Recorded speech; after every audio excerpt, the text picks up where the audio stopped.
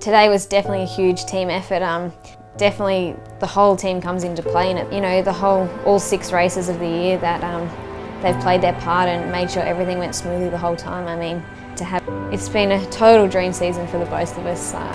Having this amazing team and such a supportive environment, plus everybody at home who supports us, I mean, we couldn't ask for much more.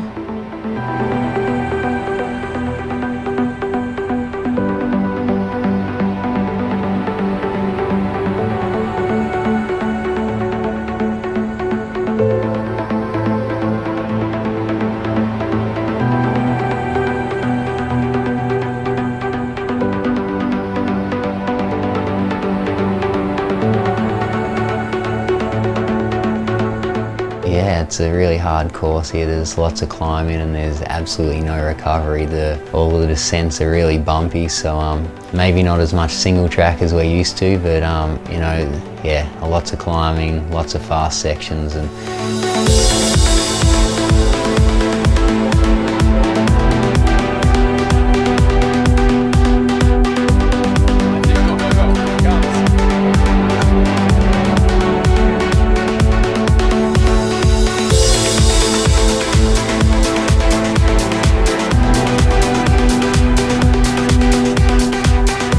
It was such a hard race, and I definitely had to work hard to earn leader's jersey or the winner's jersey. Yeah, this is probably the hardest race I've had to do all season.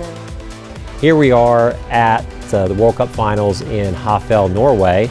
Not only have we managed to win 3 World Cups, Beck winning 2 of them, Dan McConnell winning in Albstadt, one of the biggest victories for Trek and for our elite men's program in almost a decade, to having captured both the overall with Beck and the jersey, and then for Dan to finish 2nd in the men's overall.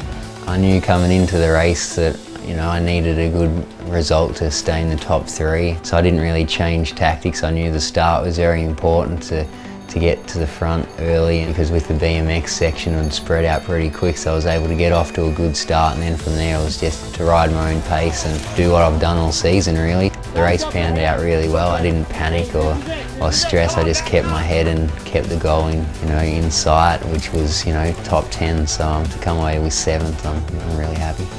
Considering how the day went, it was a complete disaster nearly, but we were lucky that we all kept in check and kept things relatively smoothly. I think they could have gone a lot worse. So, you know, I had a rear flat on the 4th lap, and then at the end of that lap I had a big crash. The last lap was so hard. I was sitting in 4th and 5th was coming in strong, chasing me down, and I knew I had to stay in 4th. I think I probably could have slipped to 5th, but not much worse if I wanted to hang on to the jersey. So it was a pretty stressful race for me, and yeah, when I had the flat I was almost relieved. Well, I was frustrated, but the time I had in the feed zone when Gary was changing the wheel, it really gave me a few seconds to think about what I was doing and to have a drink, which I hadn't been fueling myself well, so it was a good chance to have a drink, have a gel, catch my breath again, and then take off again. So I didn't lose any positions in the race with the flat, so the change was, you know, it was a good change, and everything went smoothly, and I was able to recoup for the last lap and a half of the race. Coming into the season, yeah, my goal was obviously top 20, and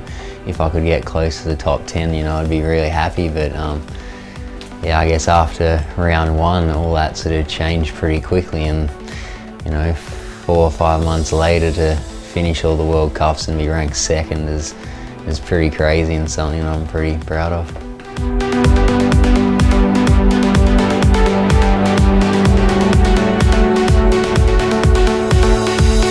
It was definitely a very joyful, tearful moment for all of us to see Beck come back from a crash, from a flat, to grab the jersey in her final under-23 race. One of those unbelievable moments, and it was great that we could all be there to experience that moment with her. We are out there watching Dan to really leaving his mark on the 2013 season as being a force to reckon with, stand 2nd overall in the World Cup series. The support behind great riders, yes, is the mechanics, it's the staff, it's the soigneurs, it's everybody. They're the unsung heroes, and that's why we really enjoy being able to celebrate in these moments when the athletes are on the podium, because we know we're standing there with them, albeit in the shadows, but you know, we're helping to to make it a great day.